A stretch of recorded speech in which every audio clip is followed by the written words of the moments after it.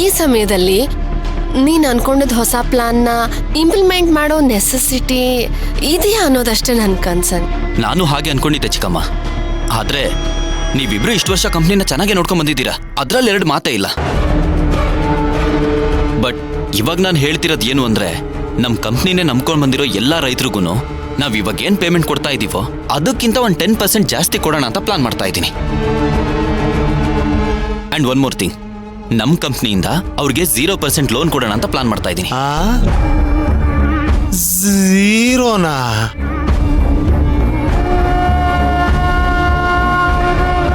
ಹ್ಞೂ ಚಿಕ್ಕಪ್ಪ, ನಮ್ ಕಂಪ್ನಿ ಫೈನಾನ್ಸ್ಗೆ ಏನು ಪ್ರಾಬ್ಲಮೂ ಆಗಲ್ಲ, ಹೊಡ್ತಾನು ಬೀಳಲ್ಲ. ನಾನು ಆಲ್ರೆಡಿ ಫೈನಾನ್ಸರ್ ಹತ್ರ ಮಾತಾಡ್ತಾ ಇದ್ದೀನಿ. ಬೇಕಾದ್ರೆ ಇನ್ನೊಂದ್ಸಲ ಮೀಟಿಂಗ್ ಕರ್ಸ್ ಮಾತಾಡೋಣ.